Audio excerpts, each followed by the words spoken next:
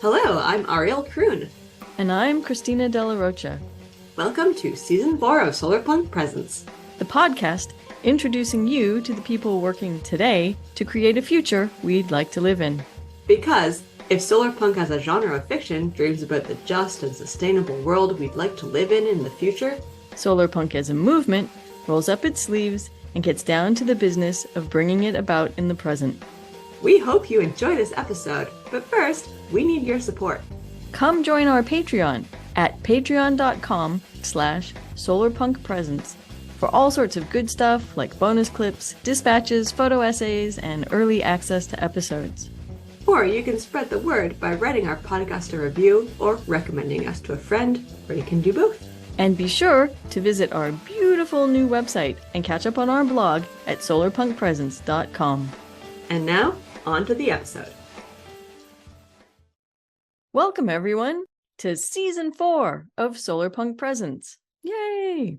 I'm Christina, and... I'm Ariel, and also yay. To kick off this season, we're going to talk about solarpunk housing. Because not only is housing one of the biggest problems we have to solve at the moment, one of the central imaginings of solarpunk is housing. Huge, beautiful buildings covered in plants and solar panels, where we can all live comfortably and sustainably with a minimal footprint upon the land. Or cute cottages at the core of permaculture gardens bursting with herbs, vegetables, fruit trees, and pollinators, and lots of compost piles and vertical solar-powered hydroponics. But Solarpunk needs deeper thoughts on housing than this, because housing is more than just idealized dreams of dwellings. Housing is, again, a major problem that needs solving. Yeah, I mean, in many parts of the world, there's just not enough of it. Housing is also often treated primarily as an asset by its owners, rather than as primarily a place to live. Because of these two things, housing is often too expensive for the average person to buy. Or, in the case of places like Los Angeles and many other big cities, even rent. And this leads to predatory mortgages, predatory landlords, and people living on the streets in tents, RVs, or cars, or even in nothing more than sleeping bags. In many places, housing sprawls, requiring so many roads, parking spaces, leading to traffic jams, unwalkable neighborhoods, urban wastelands, and the economic necessity of a vehicle, which can be out of reach for a lot of folks, not to mention dangerous and polluting. And on that note, it's important to keep in mind that so much of our current stock of housing is not energy efficient and relies on heavily polluting and highly carbon-emitting means for heating or air conditioning. Meanwhile, most of the current stock of housing here in the West was designed for nuclear families back in the day, and now it often houses older people who are living more or less on their own. Unsurprisingly, people are lonelier than ever, and they don't have the support that they need in old age or when raising young children, or just whenever one human needs another for whatever reason. This means a lot of elderly people who could have lived with their children until the end of their lives need to move into assisted living facilities or other types of care homes, although at least they can sell their overpriced homes to help pay for it. If they were able to buy a home in the first place, that is. Housing is a situation that's ripe for reimagining. Because there are so many ways we could be doing housing better. And we should start doing housing better if we want to build a better, more just, more sustainable future for ourselves and for everyone else. So, let's talk solarpunk housing. Yes, let's. So, Christina, let me throw the first question out to you. What do you think solarpunk housing would look like? And I don't mean this just visually. Well, I have to confess, although I like living in my own house as much as the next person, I'm totally hung up on the idea of solarpunk housing as being communal. And I don't mean this in the sense of, this sort of nightmare of communal living that you think of in like communist states or even in Ursula Le Guin's, I think it was The Dispossessed, where you're living in these dorm type settings and your kids go off to a nursery and nobody has their own personal space. But what I'm hung up on is the idea of huge, nearly self-contained buildings housing thousands of people in their own apartments, but with tons of communal spaces in the building, like local markets and then all sorts of cultural activities and places to get exercise and stuff like that. And to explain that a bit more, let me tell you about the apartment building my aunt and my grandmother lived in back in the 1970s in Los Angeles. Okay. I had this building in my memory. Of course, I was a little kid, so maybe I'm confabulating. Is that the right word here? But it took up an entire city block. It probably didn't, but it seemed like it to me. So let's just say it took up an entire city block. And the apartments, the actual building part of it was just one apartment thick, but it ran along the perimeter of this block. So there was this big courtyard inside this block-sized space around which was lined with apartments. And the building itself was probably 5 or 6 stories high. And so there were about 1,000 people who lived in here. And wow. I used to love going to visit them because they had this big internal courtyard, which had a swimming pool and a hot tub. And it had grassy lawns, it had loungers, you could get sun, you could have a little barbecue with your family if you wanted to. And also on the ground level, there was also a recreation room, so you could play ping pong or you could play pool. And then they had like a weight room, a fitness room with all sorts of crazy fitness equipment. And this being the 1970s, they had all of this really funny fitness equipment that we don't use anymore. Like they had one of these things, and you see them in like the old Tom and Jerry cartoons. They had one of these things you could actually sit in, and like your head would stick out of it, and it would get really hot. And I guess you were melting your fat that way in this sort of like mini sauna. Kind of terrifying, actually.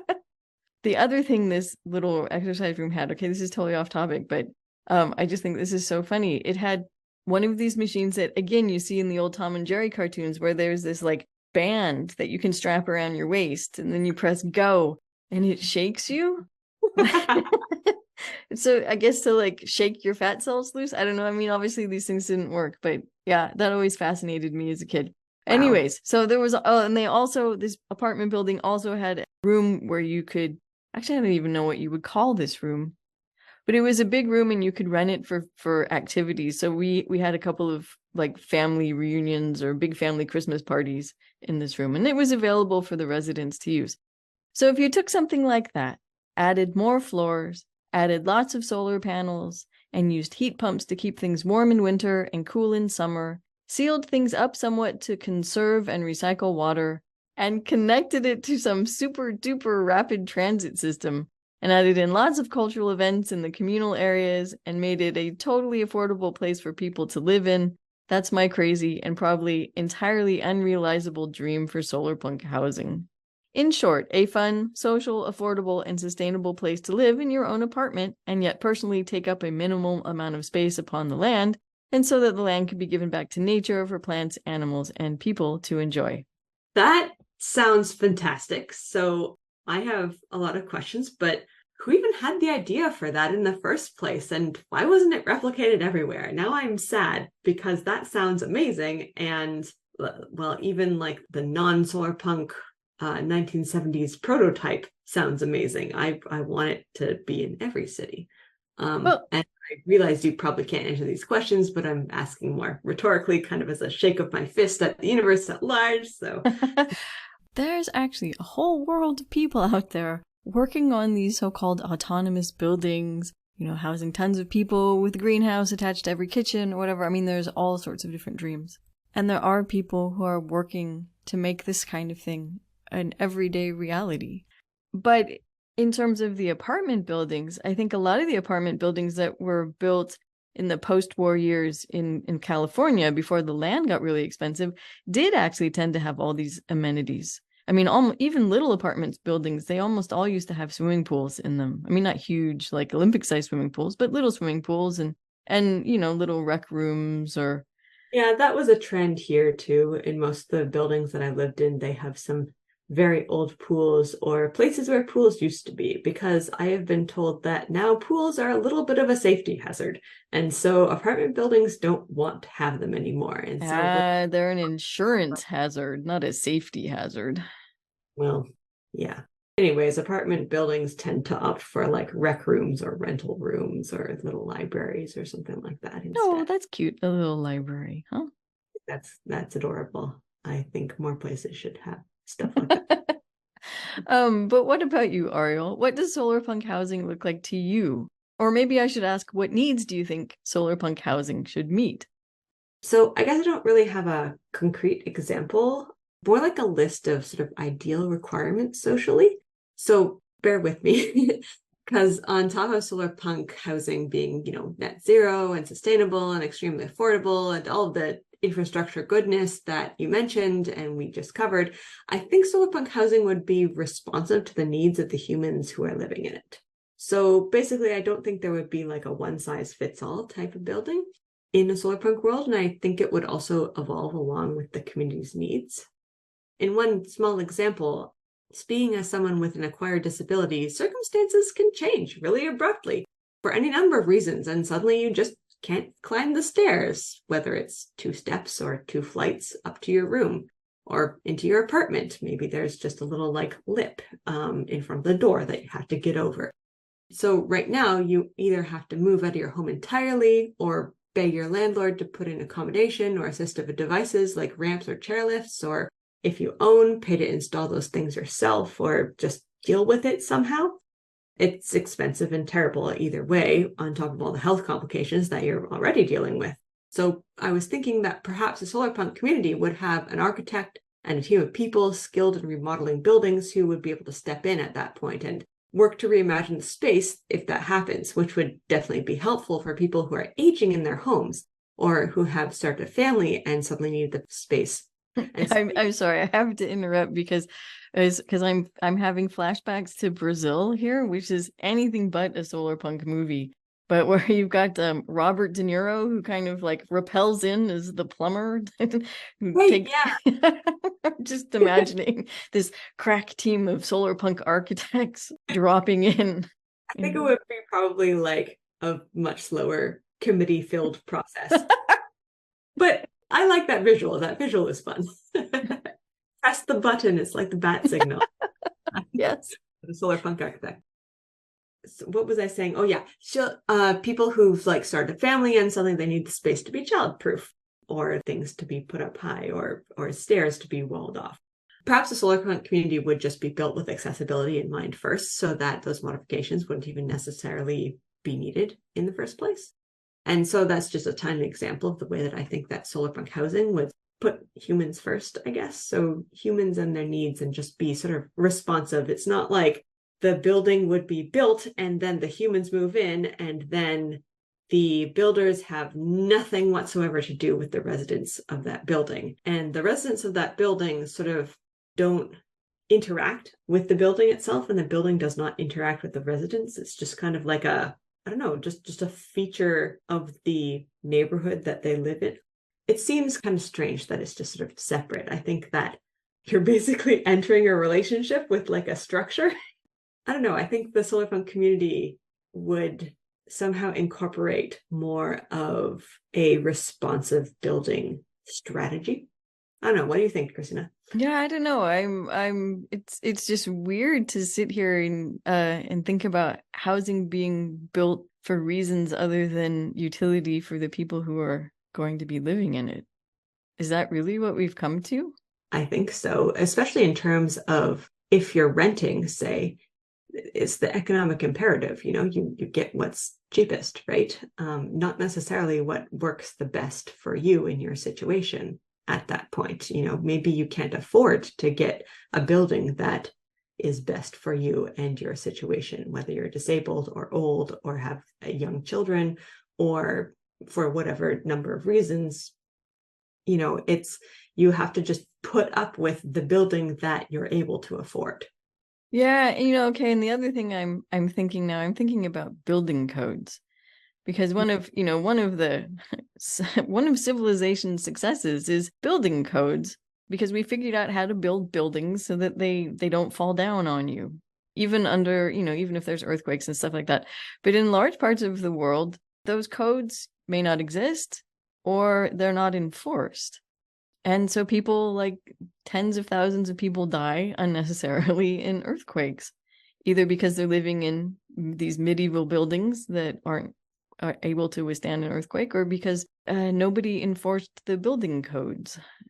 I'm thinking, most recently, about the massive earthquakes that struck southeastern Turkey and northern Syria on February 6th, 2023. 60,000 people died, and 1.5 million people were left homeless because buildings just collapsed. So a lot of those buildings collapsed because they were ancient, built long before there were building codes for, with earthquake standards. But many were new constructions in a land where building codes are laxly enforced, and half of the new buildings have been put up illegally and without anyone bothering to build them to code. So even though you have these really modern earthquake building codes in Turkey, not all the new buildings, half of the new buildings aren't even built to that standard. And so you get huge apartment buildings that just crumble in a big earthquake, killing tons of people, leaving lots of people homeless. And these are being built in a region prone to big earthquakes. And this is just one of the many examples of this sort of thing that I could give you. Buildings built to the high standards of a building code should just be a given. It shouldn't be a privilege to live in a society where building codes are largely adhered to. Yeah. Everyone in the world should be able to live in a place where there's enough money to make sure that houses are built up to code. Codes are in place because they make things safer for the humans who are living in them. And, if a building code does not respond to the needs of the humans who are there, or it's outdated, then that should be reassessed and reevaluated. Well, and they shouldn't be used punitively, because then people forget why we have them at all. But anyways, I think we're wandering a little bit off the track here. So, although, yeah, it's worth recognizing that we have to live by standards, and we have to have ways to enforce them, and to make sure that enforcement is also fair. But now I want to ask you if you have any ideas for how Solarpunk could start tackling one of the major issues in housing today, which is the lack of it for many people. There's a couple of sides to this coin. One side of the coin is that not enough houses are being built, either because of NIMBYism or because developers can make more money selling, or real estate people or people who own property can make more money if there's a housing shortage. The other side of that coin is homelessness.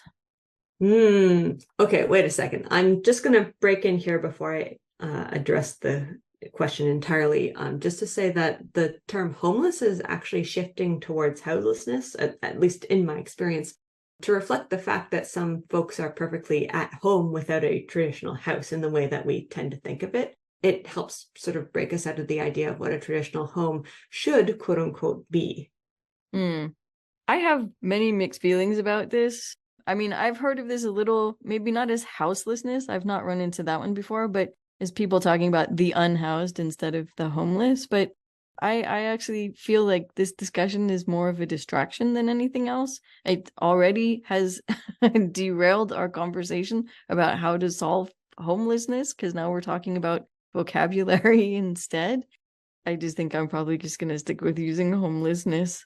I was sort of that opinion as well. And then I moved to Edmonton, Alberta, and it was made pretty obvious to me through the teachings of other people who knew a lot better than I did that a disproportionate amount of the houseless in Canada are Indigenous folks, yay colonialism, many of whom don't actually want a house in the way that Euro settlers mean it.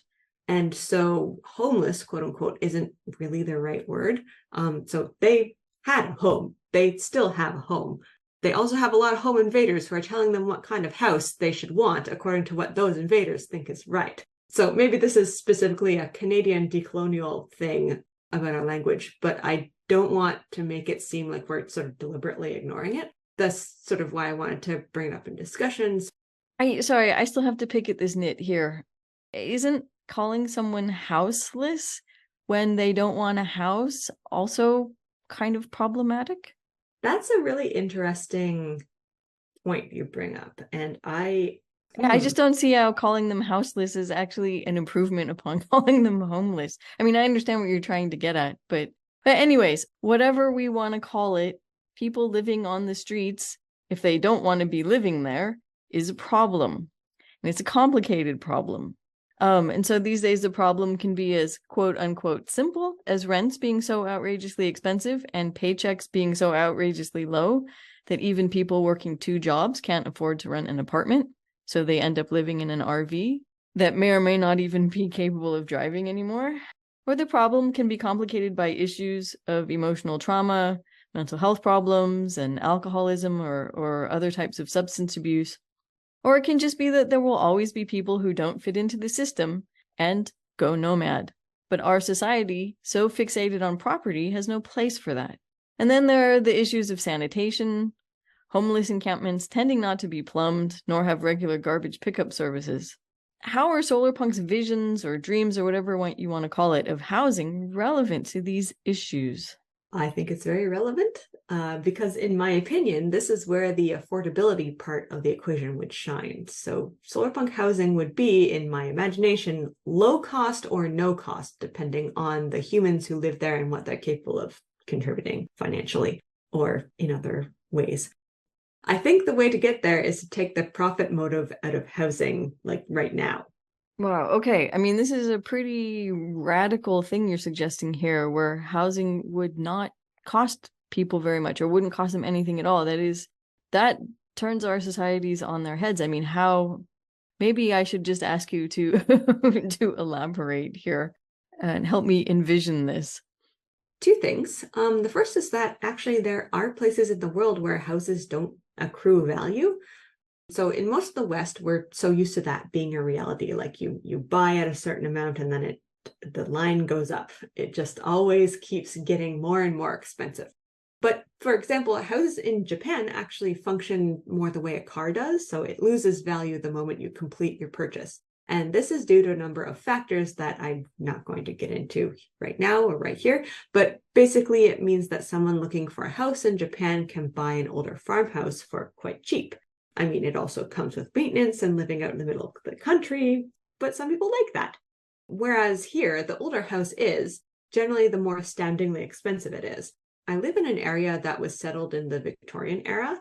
And so there are some very beautiful and stately sort of like red brick, stained glass, Victorian style houses around here. And these houses are prestige items, basically. It's like driving a very expensive car. That aside, I see a transition to taking profit out of housing already kind of underway now in some communities. This is my second thing, which is the example of communal housing, which is sort of like a corner of this taking the profit motive out of housing. At its base, it's a community of people coming together intentionally to split the costs of housing and live together in a way that recognizes the humanity and the needs of each person. I actually used to live in a housing cooperative in Edmonton, and it really opened my eyes to the way that people are living outside of the housing industry. The cooperative had young families in it, but a lot of the original members who had founded it in the 80s are getting older, and there's a program called Aging in Place that specifically addresses the needs of older adults living in their homes to try and keep them living there as long as possible. So things like installing chairlifts or grab bars or ramps or whatever. So housing cooperatives, in my experience, respond to the needs of the human beings who live in them. For example, there would be work bees at one of the community houses to work on the gardens or paint the exterior of the house or renovate a basement apartment, for example. So all the residents of every single house would get together to work on one house together. And then also there would probably be a potluck dinner afterwards. How does that take the profit motive out? Because someone still had to buy that piece of property. But it was the collective that sort of came together and pooled their resources to buy that property and have thus, like I was able to rent it as a poor grad student because they have kept the rental prices very low, sort of below market rate. But but they're not like a mutual fund that owns the house and is just trying to suck as much profit out of it as possible. So that, yeah, okay. This is a community group who were like, hey, individually, we cannot afford to buy a house, but collectively, we can pool our resources and we can buy a couple of houses, or, well, actually, they just started with one house and then moved on to getting more houses as they came up for sale in the neighborhood that they could all live in because they didn't mind sharing space, especially sort of with an eye to the future and saying, like, this is something that we want. We want life to be good, and we don't want the affordability of housing to get in the way of that. But it's so, I mean, how does this take the profit motive out of housing any more than, say, a family deciding to buy a house and live in it? This is just a way to survive in the system, or is this a way to actually change the system? I mean, it's a way to survive in the system, but it's also with an eye to changing the system, because the more people realize that this is an alternative method that they can use to, I guess, create community and live within the system, then it becomes, well, the system, the housing industry becomes less of a dictate over the sort of health and happiness of people's lives. Because housing is huge. Housing is a huge investment, not only in terms of money, but also in terms of time. And if you have a community behind you that can help you and that are sort of in this together, then you're able to sort of communally share that, I guess, mental and emotional burden, as well as the financial burden. I don't think that it's, tearing down the housing industry as it is, like it's not something that's going to change fundamentally the way that we do housing in North America. Oh, right. No, I mean, housing co-ops go back decades. Exactly. So but it is something I think that is gaining ground and traction among a lot of people due to the housing crisis. I guess it comes back to imaginative expansion. No, except, I mean, this sort of stuff really goes back decades and decades and decades. I mean, probably to way before Dorothy Day and the Catholic worker movement, which is, got to be almost 100 years old by now. But the thing is that those sort of exist as like historical examples. And so if you don't know someone who lives in that, I guess, reality where housing is secondary to the community, basically. Right now, I would say housing is integral to sort of an individual's life, and then the community, like come second or third or fourth or fifth or whatever. So, okay, so I guess we both seem to think that dreams of solarpunk housing lean towards the communal. Yeah. Either in sort of, big buildings that are big enough to be self-contained and can help people collectively take up less space. You're thinking of much smaller things, like sort of individual or houses, or maybe kind of larger houses, but still houses, not gigantic buildings, where people come together into some kind of intentional community, I guess we would call it. Yeah. So basically, we all have to learn to share and to get along better with others. What does all of this mean then for home ownership? Is home ownership possible in a solarpunk future? I mean, owning homes as homes, not as investments. I mean, like in an ideal solarpunk society, people wouldn't need the financial cushion of a house to fund their retirement or like later in life housing situations.